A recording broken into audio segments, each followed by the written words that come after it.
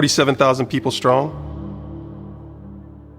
Always wanted to be a part in this company. We are from all over the world.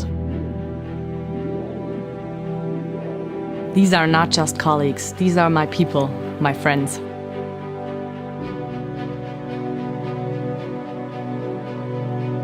When you love what you do, it's not really work, it's just what you do. This is what drives us, the feeling of discovery and the urge to innovate. My name is Sam Mack, and I'm one of the executives tasked to lead the merger between Nike and Adidas. At Nike, they aim to help consumers thrive in a sustainable economy where people, profit, and planet are in the balance. Led by Philip Knight, the chairman and founder of Nike, as well as Mark Parker, the president and CEO, Nike employs over 70,000 people and operates in more than 100 different countries, including in India, China, Vietnam, Thailand, and Malaysia. They focus on every single athlete in the world. However, to grow even larger, they plan on targeting women, young athletes, and runners. Nike, a brand so powerful, so dominant, it's known around the world. Yeah, do it! 13,000 products, 16 billion in sales, and some of the most famous faces on the planet. Here we are inside Nike. Their main products include athletic footwear and apparel, sports equipment, and other athletic products including watches and eyewear. Nike has one of the strongest brands of any single company. Their brand is not only popular for teens and adolescents, but it is also very popular for ages ranging from 20 to 50. Another advantage that Nike has is customization, as it is very important to offer customers the opportunity to make their products fit their needs. An example of this is Nike ID, where you can customize the color, the shoe size, and the picture that's on the shoe. Also, Nike is very innovative, which allows them to constantly develop new features, including dry fit technology and extreme cushioning in shoes. Why Nike? Nike and Adidas have been competing against each other for many years, and they're both consistently at the top of the industry. Many of their ideas and practices are very similar, including the way they market to the public, the technology they use, and the products that they sell. By merging with Nike, they eliminate major competition. Nike also sponsors more famous athletes, including LeBron James, Michael Jordan, and Tiger Woods, which increases the popularity. Nike is also located in many of the countries where Adidas is not. Adidas has hired a very talented team with the abilities and skills required for a diverse global brand. Herbert Hainer has achieved this through a program that is unique to Adidas that offers learning and developmental opportunities to foster growth and achievement to all employees. Top-of-the-line customer experience that is built based on ultimate customer satisfaction, and talented employees make the customer experience enjoyable and help build our brand. To do this, Adidas has created a performance management approach called the SCORE. The SCORE brings talented selling, employee development, and performance appraisal under one common process. The SCORE brings focus, simplicity, and alignment to all teams within Adidas. Furthermore, each employee is evaluated and receives feedback at least twice a year. Similar to Adidas, Nike's employees and future employees are all trained and provided with essential skills to improve customer satisfaction. Nike has created a new program called the Bias to Breakthrough program. This is a new program designed to remove barriers and increase creativity throughout Nike. Nike also uses Encourage, which is a set of employee networks for cultural awareness and community building. Nike also uses performance feedback used to evaluate employees. This includes performance planning and evaluation system designed to track every employee's progress and achievements. As you can see, Nike and Adidas have very similar employee programs. My name is Bruce Banfield, and I'm one of the executives tasked to lead the merger between Adidas and Nike. Herbert Hainer, the CEO of Adidas, demonstrates to his employees through his actions that being ethical and moral is the correct way to lead. While Mark Parker, the CEO of Nike, leadership style is described as being thoughtful yet demanding.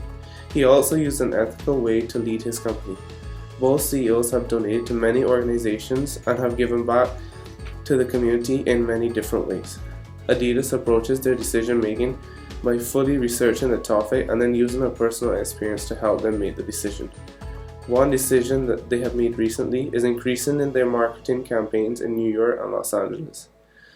At Nike, they realize to be the best company, they need to make decisions faster and they need to quickly put them into action. Nike do not only want to create better sporting products, but they also want to be the best marketer and seller of these products. In Adidas and Nike, they both have two similar characteristics of culture, and they are innovation, risk, and people orientation. They both believe that they need to innovate products to suit consumer preference, and also they care about their workers and how they feel about their work.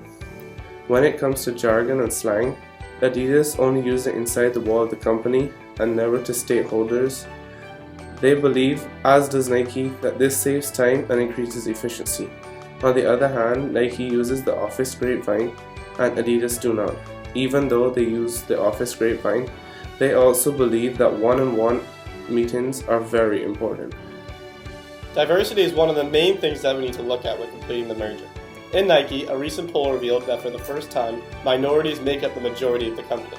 Nike believes that their focus on diversity is not just for social good, but that it will also lead to increased innovation and performance, and Adidas believes the same. This type of diversity is also present in Adidas, so when the merger occurs, we will be one of the most diverse companies in the world. Both of the companies believe that diversity is a necessity, especially when you have a global company, and that is why they are so successful in foreign countries. They appeal to all different religions, cultures, and ethnicities, and we will continue to do so after the merger. In order to accustom all the employees, training programs need to be in place. Although the cultures of Nike and Adidas are very similar, all the employees need to learn both of the cultures. The main difference in the training process between Nike and Adidas is that Nike teaches the employees about Nike and what they bring to society. They align the values of the employees to the culture of Nike. As there will be a new culture after the merger, it is very important for the employees to understand what the new company stands for. After the merger, it is essential to have both classes to improve communication and leadership skills, as well as seminars about the culture of the new company. If the employees' values are aligned with the culture, they will be more motivated to work, and they will be more loyal to our new company. In order to have a smooth merger process and ensure that stress does not occur after the merger, we need to have a well-thought stress management plan, and through the combination of the plans, employees should be able to go through a smooth merger process. In order for this to occur, there will be a work-life integration department that includes therapists who help manage stress. There will be a gym at every location with personal trainers. There will be relaxation rooms where you can do yoga, and lastly, there will be doctors. When an employee starts with either Adidas or Nike, they teach all of the skills they need to know and also the history of the company. The goals of the training are to have the employees' values align with the company's values and make them an effective employee. Adidas and Nike want all of their employees to feel valued and have the highest job satisfaction they can have. One way to do this is to motivate your employees and reward them for a job well done.